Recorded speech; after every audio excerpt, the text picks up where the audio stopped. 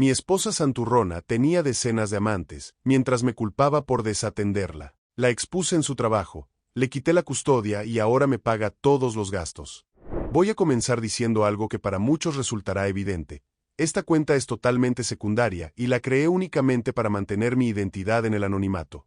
Sé perfectamente que en el momento en que comience a detallar los hechos, si Laura llega a escuchar esta narración en tu canal, sabrá de inmediato que es de ella de quien estoy hablando. Pero a estas alturas de mi vida, ya no me importa. Necesitaba desahogarme, poner las cosas sobre la mesa y compartir esta lección contigo. La verdad es que no sé con precisión por dónde empezar o cómo estructurar esto de una manera que sintetice 10 años de engaños, pero haré todo lo posible por ser claro y directo. Mi nombre es Marcos. Actualmente tengo 30 años. Mi esposa, Laura, tiene 29. Nos conocimos durante la etapa de la escuela secundaria. En aquel entonces tuvimos un noviazgo propio de adolescentes, una relación de niños de la que no puedo decir mucho más allá de que fue algo típico de esa edad. Sin embargo, el final de esa primera etapa ya presagiaba el tipo de persona que ella era. Ella decidió terminar conmigo de la noche a la mañana simplemente porque quiso probar suerte con alguien más. Quería tener una relación con un compañero del colegio, probar y ver qué pasaba, sin intención de formalizar nada serio. Tras esa ruptura, nos dejamos de ver por varios años. Yo terminé la preparatoria y, debido a las circunstancias económicas de mi vida, no continué con estudios universitarios y me incorporé de inmediato al mundo laboral. Por esas coincidencias del destino, si es que podemos llamarlo así, unos años más tarde ella ingresó a trabajar exactamente en la misma empresa y en la misma área que yo. Al reencontrarnos, nos saludamos y comenzamos a interactuar como dos viejos conocidos.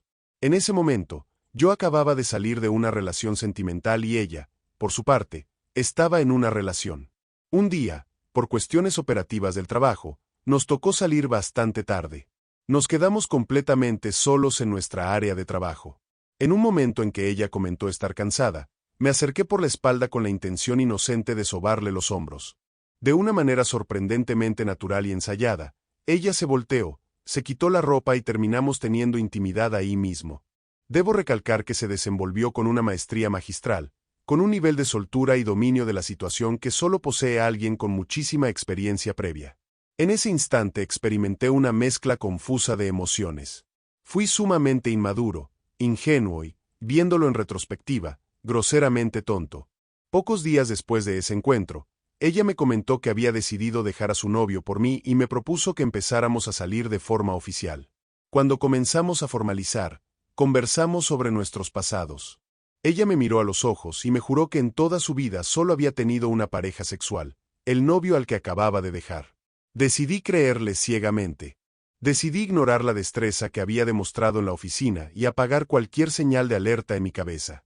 Pasó el tiempo. Estuvimos un par de años de novios y decidimos dar el paso de mudarnos juntos. Al poco tiempo la familia creció. Llegaron nuestras hijas gemelas y posteriormente, un varoncito. En ese momento de mi vida, yo me sentía el hombre más pleno y feliz sobre la faz de la tierra. Mi gran anhelo desde que era un niño siempre había sido construir una familia tradicional, tener mi propia casa, una esposa abnegada, mis hijos corriendo por el jardín y una vida estable. Para que entiendan la magnitud de mi ceguera durante casi una década, necesito agregar un contexto fundamental sobre mi crianza. Yo crecí en un hogar tradicional en apariencia, pero con un padre ausente debido a su severo consumo de sustancias. Los escasos consejos que mi padre me dio en sus momentos de lucidez se resumían en que no siguiera su mal ejemplo con los vicios y que fuera un hombre fiel. Fuera de eso, mi convivencia con él fue prácticamente nula. La mayor parte de mi formación y educación provino de mi madre y de mis tías. Todas ellas eran mujeres divorciadas, madres solteras que habían fracasado sistemáticamente en sus relaciones de pareja. Yo era el hijo menor en medio de puras hermanas, por lo que crecí rodeado e influenciado exclusivamente por mujeres. Durante toda mi infancia y juventud, absorbí una tras otra las doctrinas y consejos de un entorno sumamente sesgado. Sin ánimo de ofender a las madres solteras, hoy me pregunto, ¿cómo puede darle un consejo sobre amor y matrimonio exitoso a alguien que ha fracasado rotundamente en el amor? Es el equivalente exacto a pedirle consejos financieros a un mendigo para volverte millonario. Crecí escuchando constantemente esa mentalidad débil y complaciente: no seas controlador, no seas machista, no seas inseguro. Las mujeres tienen todo el derecho de tener amigos hombres íntimos. En esencia, Me moldearon para creer ciegamente en la palabra de una mujer, sin cuestionar, sin exigir cuentas y asumiendo que cualquier duda de mi parte me convertía en un tipo violento o inseguro. Es verdad que al alcanzar la adultez uno debe desarrollar su propio criterio, pero el peso del condicionamiento recibido en el hogar es gigantesco cuando no has abierto los ojos. Tras 2 años de noviazgo y 8 años de matrimonio, la cruda realidad me golpeó en la cara. Todo explotó hace apenas unas semanas. Estábamos teniendo una conversación totalmente casual y tranquila sobre nuestras experiencias del pasado. Al rememorar su juventud, ella mencionó de manera descuidada el nombre de un hombre como el sujeto con el que tuvo su primera vez. Era un nombre que jamás en 10 años me había mencionado y que no coincidía en absoluto con el novio que supuestamente había sido su único hombre. Por un segundo dudé, pero decidí no quedarme callado y la confronté en el acto. Al verse acorralada y sin margen para inventar una excusa coherente, soltó la verdad. Me admitió que en su momento prefirió ocultarme ese dato porque yo no tenía por qué saberlo y pensó que podría llevarse el secreto a la tumba. Pero lo peor vino después. Al verse descubierta, terminó sincerándose y confesó que antes de conocerme y durante sus etapas de soltería había tenido múltiples parejas casuales y aventuras de una sola noche. Saber que me había mentido durante 10 años sobre su historial afectivo y personal me dolió en el orgullo, no lo voy a negar. Pero lo que verdaderamente me destruyó por dentro no fue el número de hombres en su pasado, sino darme cuenta de que había elegido a la madre de mis hijos basándome en una montaña de mentiras fabricadas minuciosamente. Me di cuenta de lo ridículamente manipulable e ingenuo que fui al aceptar su relato sin pestañear. Al caerse esa primera mentira, fue como si una ficha de dominó derribara a todas las demás. Empecé a recapitular punto por punto nuestra relación desde los días de la secundaria, y las piezas del rompecabezas finalmente encajaron. Recordé que en la secundaria me dejó sin contemplaciones simplemente para tener una aventura pasajera con un compañero. Recordé cómo inició nuestra vida íntima en la oficina mientras ella aún mantenía una relación formal con su novio, demostrando una total falta de lealtad y respeto por el compromiso. Recordé que, recién mudados juntos, le descubrí conversaciones activas por WhatsApp con su exnovio. En aquel momento no leí los mensajes por no ser controlador, pero al preguntarle me dijo fríamente que estaban cerrando un ciclo. ¿Cerrando ciclos después de años y estando ya conviviendo conmigo?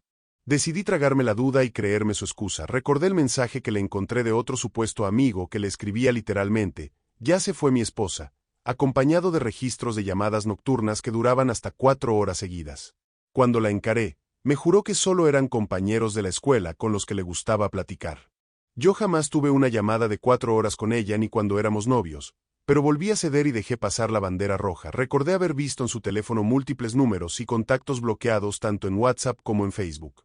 Eran nombres de hombres, algunos de los cuales tenían incluso a sus esposas y novias bloqueadas para no ser descubiertos. Al cuestionarla, me dijo con naturalidad que eran pretendientes que intentaban cortejarla y que ella simplemente los bloqueaba por respeto a mí y el golpe de gracia. Recordé que cuando éramos novios, descubrí que a varios de esos pretendientes masculinos les decía abiertamente que yo no era su pareja, sino su hermano. Al poner todas estas evidencias sobre la mesa y confrontarla con severidad, exigiendo explicaciones y respeto por mi posición como su esposo, ella ejecutó la jugada maestra del manual de la persona infiel y manipuladora: voltearme la culpa. Empezó a gritarme que el único problema en la relación era mi inseguridad, que yo estaba loco, y que si en algún momento llegó a mensajearse o salir con otros hombres fue únicamente porque yo la había desatendido y descuidado como mujer. Escuchar las típicas excusas baratas de "tú me obligaste a hacerlo porque no me prestabas atención" tenía como objetivo doblegarme, hacerme sentir culpable y lograr que le pidiera perdón de rodillas. En el pasado, esa táctica habría funcionado. Pero esta vez algo en mi interior hizo un clic definitivo. Mantuve la serenidad. Mirándola fijamente mientras intentaba sostener su mentira, rehusé mostrar una sola gota de dolor, llanto o debilidad. No le di el gusto de verme desmoronado. Durante los primeros días posteriores a la discusión, confieso que sufrí ataques de ansiedad severos. El peso de la traición y el desencanto me llevaron a cambiar de trabajo de forma impulsiva, a autosabotearme y a caer en un pozo muy oscuro. Llegué a dudar de mi propio valor como hombre y estuve al borde de rendirme por completo, sumido en pensamientos muy oscuros sobre mi existencia. Si no cometí una locura en ese momento, fue única y exclusivamente por el amor incondicional que le tengo a mis 3 hijos. Pero el dolor y la confusión dieron paso a algo mucho más poderoso: la claridad absoluta. Me di cuenta de que mi desesperado deseo de tener una familia tradicional me había cegado hasta el punto de tolerar lo intolerable. Me di cuenta de que la educación pusilánime que recibí me había condicionado a ser un felpudo, pero que mi futuro no tenía por qué estar determinado por los errores de mi pasado ni por las manipulaciones de mi esposa. Hoy entiendo que el arrepentimiento por sí solo no sirve absolutamente de nada si no va acompañado de acción, determinación y carácter. Ya no soy el Marcos ingenuo que se cree cualquier cuento infantil para mantener una falsa paz en el hogar. He tomado una decisión irrevocable. No voy a seguir compartiendo mi vida ni mi dignidad con una mujer que no me respeta. Sin embargo, no voy a actuar con visceralidad ni de manera impulsiva. Mientras escribo estas líneas, ya me encuentro asesorándome legalmente con un abogado especialista en derecho de familia. Estoy recopilando cada prueba de sus manipulaciones y movimientos, asegurando la protección de mis bienes y preparando una estrategia sólida para garantizar que ella lo pierda todo. Sigo bajo el mismo techo por pura estrategia legal y táctica, manteniendo una distancia fría, educada e insalvable. Ella cree que todavía tiene el control de la situación, pero no sabe que para mí ya es totalmente transparente y que su tiempo en mi vida ha llegado a su fin. A los hombres que escuchan esto en este canal les digo, no ignoren jamás las banderas rojas por miedo a ser etiquetados como inseguros. La lealtad de una mujer se demuestra con hechos, no con palabras, y un hombre con verdadero carácter no negocia su respeto por conservar la apariencia de un matrimonio feliz. Hoy no me lamento, hoy me levanto, recupero el timón de mi vida y me preparo para salir de esta tormenta más fuerte que nunca. Actualización 1. Hoy regreso para darles la actualización final de mi historia. Y les aseguro que la justicia tarda, pero cuando llega con firmeza y estrategia, es profundamente satisfactoria. Después de esa última discusión donde intentó culparme, tomé la decisión de actuar con pura cabeza fría. Lo primero que hice, antes de someter cualquier demanda de divorcio, fue solicitar una prueba de paternidad de ADN para mis 3 hijos. Necesitaba la certeza absoluta de que el fruto de mis desvelos era realmente mío. Fueron 2 semanas de angustia infernal esperando los resultados, pero cuando abrí los sobres, el alivio fue indescriptible. Los 3 niños son 100% mis hijos biológicos. Saber que eran de mi sangre me dio la fuerza necesaria para ir con todo. A través de mi abogado, inicié el proceso de divorcio formal y solicité la custodia total de mis hijos. Sabía que los tribunales suelen ser sesgados a favor de la madre, pero contábamos con un as bajo la manga determinante, un hecho grave de negligencia. Resulta que, durante los meses en que ella andaba distorsionada buscando atención masculina y saliendo a escondidas, dejó en múltiples ocasiones a los 3 niños pequeños completamente solos en la casa bajo llave para irse a ver con sus pretendientes. Logré conseguir los videos de las cámaras de seguridad del vecindario donde se le ve salir vestida para la noche a horas de la madrugada y regresar de mañana, mientras los niños dormían sin la supervisión de un adulto. Cuando mi abogado presentó estas pruebas contundentes de negligencia grave y abandono de menores ante el juez, el caso dio un giro de 180 grados. El juez fue implacable. Dictaminó que Laura no representaba un entorno seguro ni responsable para el cuidado primario de los menores y me otorgó la custodia exclusiva a mí. Pero la condena no quedó ahí. Al evaluar que yo me quedaría a cargo del hogar y del sostenimiento diario de 3 niños pequeños, el juez le fijó a ella una pensión alimenticia obligatoria que debe pagarme mes a mes para la manutención de mis hijos. Cuando el juez dictó la sentencia, Laura perdió los papeles en plena audiencia. Hizo un berrinche monumental, gritó, lloró, acusó al tribunal de machista y dijo que no me pagaría ni un solo centavo. Sin embargo, su comportamiento histérico solo empeoró su situación, ya que el juez la apercibió por desacato y le dejó en claro que, de no cumplir con los pagos de manutención, se le embargaría el sueldo directamente de su empresa o se le dictaría orden de arresto. Pero la verdadera justicia no solo ocurrió en los juzgados, sino también en el ámbito donde ella tanto cuidaba su imagen. Laura siempre había sido una persona con una doble cara asombrosa. En la misma empresa donde ambos nos conocimos, donde ella aún continuaba trabajando, siempre se vendió como la mujer abnegada, moralmente intachable y puritana. Cuando en las reuniones de trabajo los compañeros hacían bromas de doble sentido o hablaban de temas íntimos, ella exageradamente se ruborizaba, ponía cara de disgusto y pedía que cambiaran de tema porque a ella no le gustaba escuchar cosas ordinarias. Todo el mundo en la oficina la tenía en un altar como una dama refinada y devota a su hogar. Sin embargo, tras el fallo del juez, la verdad no pudo mantenerse oculta por más tiempo. Por debajo del agua, sin hacer escándalos, pero asegurándome de que se supiera la verdad, las pruebas del juicio, Las grabaciones y la realidad de sus infidelidades y negligencias terminaron filtrándose entre los pasillos de la empresa. La máscara de la mujer puritana se le cayó por completo. El impacto en el trabajo para ella fue demoledor. Las mismas personas ante las que se hacía la santurrona comenzaron a señalarla, a murmurar a sus espaldas y a tratarla con un desprecio evidente. Sus compañeros no podían creer que la mujer que se ruborizaba por un chiste subido de tono fuera la misma que dejaba a sus hijos encerrados para irse con hombres casados. El ambiente se le volvió tan denso e insoportable que no pudo sostener la vergüenza de ver su reputación hecha pedazos.